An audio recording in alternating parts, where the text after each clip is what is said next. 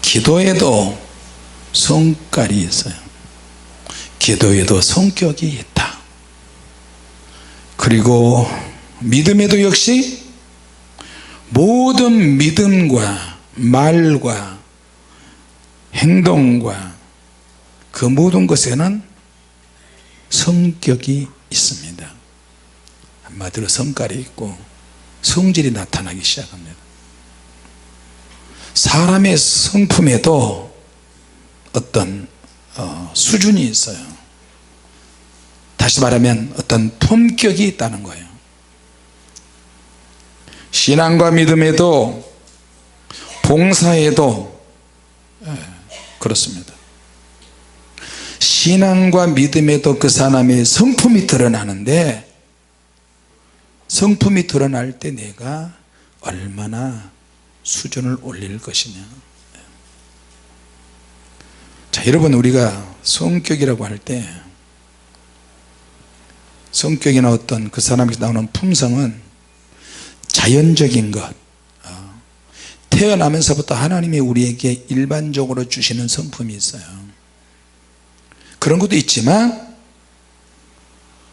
성장하면서 환경을 통해서 누군가에 의해서 만들어지기도 하고 어떤 환경에 의해서 그 성품이 만들어지기도 합니다. 바람만 불어도 느끼는 감성이 다 달라요. 아, 시원하다. 어디에서 이 바람이 부는 걸까? 또 어떤 사람은 산들바람이라고 그러기도 하고 시성이 막 떠오르기도 합니다. 시상이. 우리가 하나님의 말씀을 똑같이 들어도 깨닫는 바가 다 틀리고요. 읽을 때도 역시 마찬가지입니다. 어떤 사건 속에 사람이 이제 연루가 됐어요. 연관이 되었어요. 어떤 사건이 좋은 사건이든 좋지 않는 사건이든 열악한 환경에서 있든 좋은 환경에 있든 간에 그 사람의 성품과 그 사람의 진면목이 드러난다고 하는 거예요. 자, 사람의 성품도 그 사람의 성품과 그 인격 안에는 어떤 차이점들이 다 있습니다. 그리고 차이점도 있지만 이해하는 수준, 설득력, 하나님의 말씀이 오늘 나에게 어떤 설득을 통해서 내가 은혜를 받고 깨달아질 것인가, 그 사람에게 영향력을 행사한다는 거예요. 그것뿐만입니까? 이해하는 차이도 있고 수준이 있고요. 우리가 열심히 학교에 가서 똑같이 8살에 학교에 들어가서 공부를 하지만 아이들이 이런 개성이나 성품을 통해서 지식이 쌓이기 시작합니다. 지식만 쌓입니까? 지식이 쌓이면서 그 아이들의 인격이 이제 바탕에 깔리고요. 그리고 지식의 차이가 나타나기 시작합니다. 인격의 차이, 지식의 차이, 그 어린아이들이 자라나면서 어떤 가정에 속해 있느냐에 따라서, 그리고 어떤 부모의 영향을 받았느냐에 따라서 지혜와 감각의 어떤 차이들도 생깁니다. 그것뿐만이 아닙니다. 지능이 또 만들어질 것입니다. 그 지능이 성숙하게 될 것이고 어떤 육체적인 기능도 생기고, 그러면서 성장하면서 그 수준에 맞게 연령대에 맞게 열정이 만들어져요. 그리고 흔히들 실력을 갖추게 되고, 실력이 있게 되면 이제 사회에 나가게 되면 어떤 능력이 나타나게 되는 거예요. 자, 가장 쉬운 말로 하나님께서는 이 자연계, 일반 은총, 모든 사람들에게 그런 은혜와 능력을 다 기본적으로 다 주셨어요.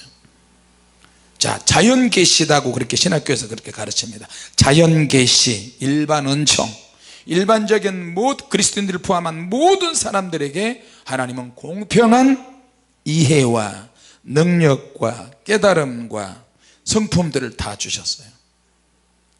자, 또 한 가지는 하나님이 택한 백성들에게, 혹은 하나님이 특별한 계시를 통해서 하나님 역사하신 것도 있다. 이거는 사람을 바꾸는 것인데 예수를 믿어야만 되는 거예요. 예수를 믿고 구원받아서 하나님의 말씀을 읽고 듣고 깨닫고 우리를 도와주시는 분이 계시다. 그분이 누구냐? 성령님이시다. 할렐루야. 예수 믿고 구원을 받았지만 이걸로 끝나는 게 아니라 예수님께서 아버지와 아들, 예수님께서 아버지와 아들의 이름으로 누구를 보내주신다는 거예요. 아버지의 영, 아들의 영, 그분이 누구냐? 성령님이세요. 할렐루야. 또 다른 표현으로는 늘 도와주시고 돕는 표현, 돕는다. 그래서 보혜사 성령님이시다. 또 요한계시록에는 우리가 세상을 살아갈 때 필요한 성령님의 능력을 받으면 7가지의 계시의 능력을 주신다 해가지고 7영, 하나님의 7영이라고 이렇게 표현합니다. 지혜, 지식, 애언, 능력, 많은 그 7가지를 표현합니다.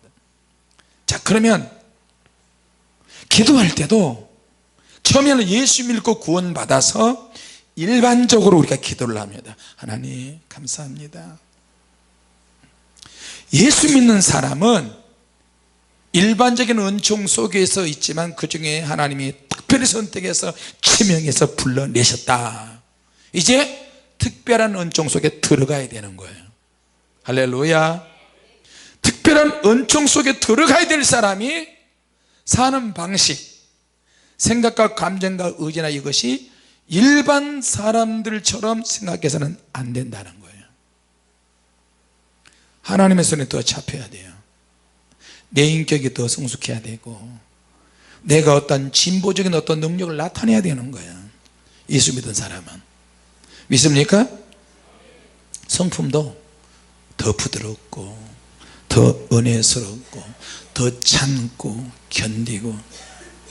여러분, 어린아이들과 어른의 차이는 뭐냐면 어린아이들은 사사건건 투정하잖아요. 투정. 뭐가 없다, 뭐가 없다, 뭐가 없다, 뭐가 없다. 뭘 시킬 수가 없어요.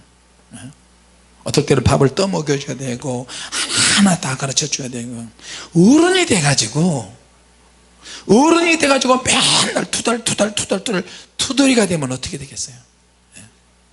그러니까 우리 예수 믿는 사람들은 이제 자연 은총도 있지만 그 안에서 특별한 은총으로 구원을 받은 사람들이기 때문에 이제는 하나님 아버지를 믿고 예수를 구주로 영접해서 하나님의 자녀가 되었지만 그 다음 단계로 나가야 되는 거예요. 그 다음 단계는 뭐냐? 하나님과 예수님의 이름으로 보내실 성령, 그분. 이제 예수 믿고 구원 받았으면 사명의 눈이 떠져야 된다니까요. 내가 무슨 일을 해야 될까? 돈을 벌어도 사명으로 벌어야 되고, 할렐루야. 누구를 만나더라도 사명감 가지고 만나야 되고, 생각을 해도 항상 사명이, 우리에게 주어진 사명은 죽을 때까지 떠나지 말아야 돼요. 너 사는 목적이 뭐야? 잠자는 목적이 뭐고, 일하는 목적이 뭐고, 돈 버는 목적이 뭐냐? 먹기 위해서, 살기 위해서 돈을 벌고 살기 위해서 지금까지 사는 거냐? 아니다. 결국에는 열심히 살아도, 열심히 돈을 벌어도 결국에는 죽는다. 죽음 이후의 세계는 어떻게 될 것인가? 준비해야죠. 그래서 지식이 있는 사람은 더 지식을 축적하고, 지혜가 있는 사람은 더 지혜를 더 쌓이게 만들어야 되고, 세상에 속지 않게 세상을 리드해 나가는 사람이 되어야 될 줄로 믿습니다. 할렐루야. 자, 그럼 우리가 기도를 어떻게 해야 될까요?